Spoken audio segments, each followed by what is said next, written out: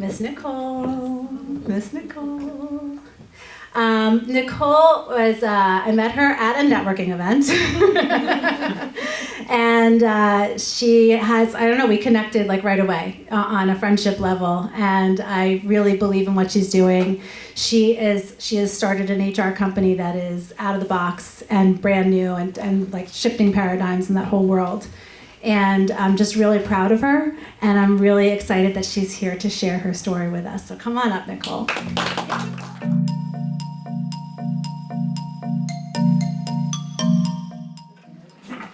Can everyone hear me? Yes. Okay, great. So, any HR people in here? Nice. Are you guys okay? You need help? Give me a sign. We can talk after. So, I have a little picture here. This is where it all started. Oh wait, it's the wrong picture. I'm sorry. This is where it all started. So this is me, freshman year in high school. I'm not sure if this picture was taken before or after the group home, but it was around this time.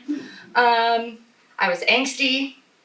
I was drinking, smoking, kissing boys. Sorry, Dad. I didn't care for school at all. I got a 13 on a math test once, and I'm pretty sure that they gave me those points just for writing my name correctly. So as you can imagine, when it came to time to apply to schools, a lot of people thought that I would be wasting my time and money, and I probably was. I ended up going to the only SUNY school that did not require SAT scores. I majored in sorority 101. My first semester, I only passed one class, and it was history of rock and roll. My dad was also proud of that too. So I graduated a semester late with like a GPA that was something around like 3.2, something like that, maybe less. No, definitely less. It was 2.3. Sorry, see, math. So after school, kind of wasn't really sure what I was going to do with my life, so I worked a bunch of odd jobs, and here are some of my favorite. I worked at the front desk of Planet Fitness. I actually was a certified preschool teacher, but then I realized pretty quickly that I didn't enjoy working with children so much, and I'd rather work with adult kids. I also worked at a biker bar. That was fun as an experience. When I decided to go into the corporate world, I wanted something more stable, 9 to 5. I wasn't going to be working weekends anymore. And I put in my notice at the restaurant, and my boss at the time said to me, "You won't last 2 months in the corporate world." Spoiler alert, I did. So I started as a receptionist at an accounting firm. I had literally no idea what accountants did. I was just happy to get my foot in the door somewhere. And I worked my way up to administrative assistant, then executive assistant, and then firm administrator. I went back to school. It was after a 6-year hiatus. I majored in business administration, enjoyed that. I started working in HR by accident. So I was working for a startup accounting firm, and I was their 5th employee. They were in their first year of business, and they tripled their staff. Naturally, since I was the only non-financial person there, I was the one who got to do all the responsibilities that fell under the admin category. But it turned out that I actually enjoyed HR more than the job I was actually hired to do. So I went back to school for HR, and I got my master's, graduated with a 4.0, which was a huge improvement from my 2.3. Most improved right here.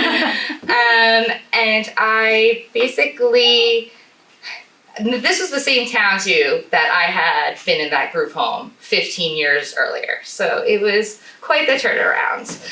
I started working full-time at a payroll company. I really enjoyed what I was doing. I had 75 clients. I was the main point of contact for 2,000 employees, and this was during COVID, so you can only imagine what that was like. Unfortunately, my colleague and I were discussing our salaries, which we are totally allowed to do under the National Labor Relations Board, just in case anyone was wondering. But it turned out that he was making a significant amount more money than I could, and we started the same week. So I asked for a raise, and they gave me a $2,000 increase. Great. I took it, but I also started looking for other jobs. I found one that was actually paying me $20,000 more a year. Unfortunately, it was not the experience I thought it was going to be.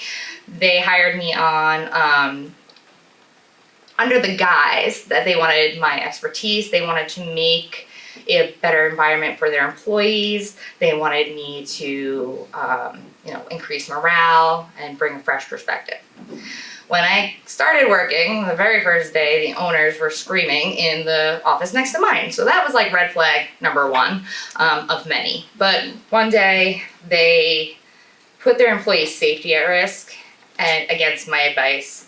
So naturally, I got up and walked out in the middle of the day. So that is how I came to create my own company, CRAVEHRO. At the same time that I started my business, I also received an offer making another $20,000. So job hopping pays, people. Don't let anybody tell you otherwise.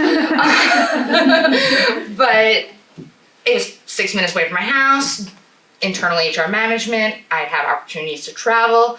So I took it. So now I'm doing both. I'm internal HR manager, 9 to 5, and then I've got a couple small clients. I specifically targeted clients in different time zones so I can come home and work on their stuff. Things were going really well, or so I thought, for a year. I'm not really allowed to say much about it. But let's just say that I might have been a little too progressive. And unfortunately, tragedy struck, and my mom attempted suicide this past summer. And 2 weeks later, they fired me. Great timing. At that point, I was like, well, I cannot dedicate my time in this market to getting a new job. It would just be too much. I was a mess, so who's gonna hire me, So I just rolled right into my business, and it worked out great because I was able to work with the clients I already had, and till I was able to get everything settled. And, when the time came, I started growing. I tripled my clients in actually the first 3 months. Woo! Yeah. Thank you. So it's been a little bit over 6 months now. I've won several awards. I'm the co-chair of the SHRM Professional Development Committee, as well as the HIA HR Committee. This is the first of 5 speaking engagements that I have scheduled for this spring. This is my first speaking engagement ever, by the way. So thanks, everyone. But as this title implies, from hell to HR, it kind of makes it seem like, I went through hell and I rose from the ashes, but that's not necessarily true. I'm still in hell. It's just a different kind. I'm dead up to my eyeballs. I had to withdraw from my PhD program. My mom's back in the hospital as of a couple weeks ago. I have some crazy neighbors you might have heard about. But at the end of the day, I do this work to make life at work a little less hellish for the employees that I work with. And going forward, I strive to only work with employers who care for their employees. And that's me.